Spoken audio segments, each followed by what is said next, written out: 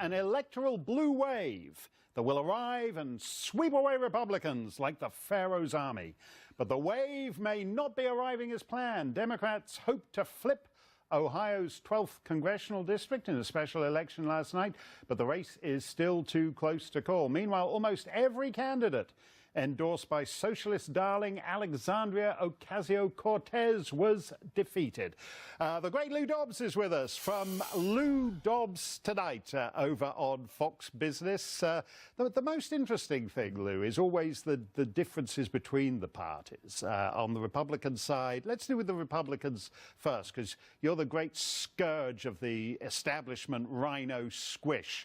I've arrived. I love that. No, you are. I love it when you're like hammering those guys. I'm not thrilled with many orthodoxies, whether left or right, particularly the venomous and so awfully wrong left in this country. It's extraordinary. And Ocasio-Cortez is suddenly anointed the face of the Democratic Party.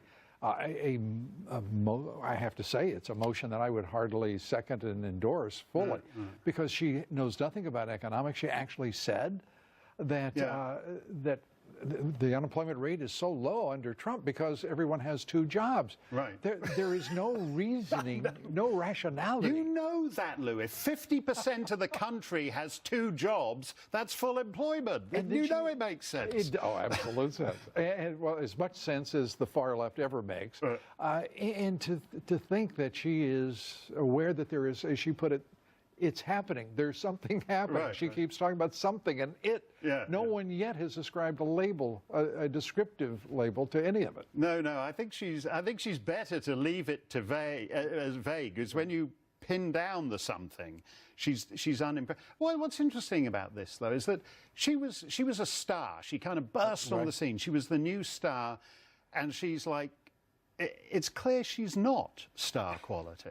It's clear, I think, perhaps to you, to me, to this audience, but I'm not sure it's clear at all to the Democrats, because they are the ones, after all, who carry around as if it's precious cargo, Trump derangement syndrome.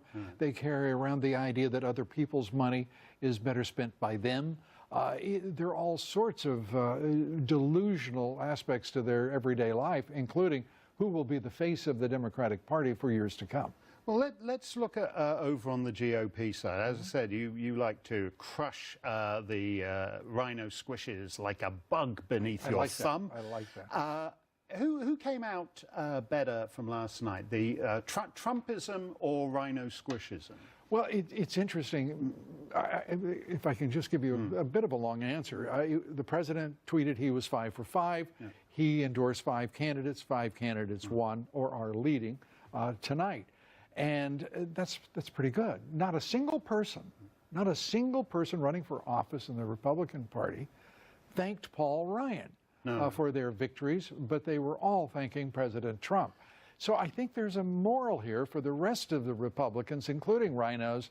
They had better quickly affix themselves to the Trump agenda if they intend to win in November. So it's like go Trump or go home, basically. Exactly. And you're a little disappointed, Chris Kobach? It's all a bit neck and neck in that way? Well, I'm thrilled that he's ahead in the count to this point, something like 4,000 provisional ballots. And as Secretary of State, he will be one of the great things. I've known Chris Kobach for a long time. He is strong. He is absolutely resolute. He is an original thinker. That's something that's alien to American politics, just ask President Trump. And I think he will make a terrific governor for the state of Kansas. But what I really like today is the man as Secretary of State is the one who will be responsible for counting those ballots. And they said, oh, wait a minute, you have to recuse yourself. This is my language, not his, but the intent is clear. He told them to go to hell.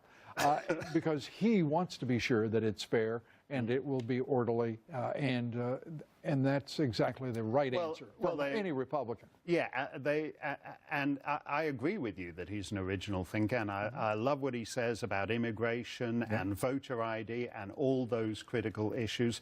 What about, though, what they say about Ohio, just quickly, Lou? I think Mitt carried it by 10, last time Trump by 12 points. Again, why is that so close? It's close because of turnout. in large measure. The Republicans did not turn out as they should have. They're so far behind 2016 levels. It's funny. Yeah. Tom Perez, the chairman of the DNC, saying he's got great optimism. Remember, Ohio's 12th district was going to be in the blue wave column. Right. Unfortunately, he's trying to spin the idea that a party that turned out almost twice as many people in the 12th district as the Republicans will absolutely slay it. Well, you can, if you get close up to it, you can still just see about that. Oh, there it is, just like a little droplet on the floor, the blue wave. Lou Dobbs, thank you. Criminal illegal immigrants roam free in the United States, but Democrats say the only problem is that the borders aren't open enough. That's next.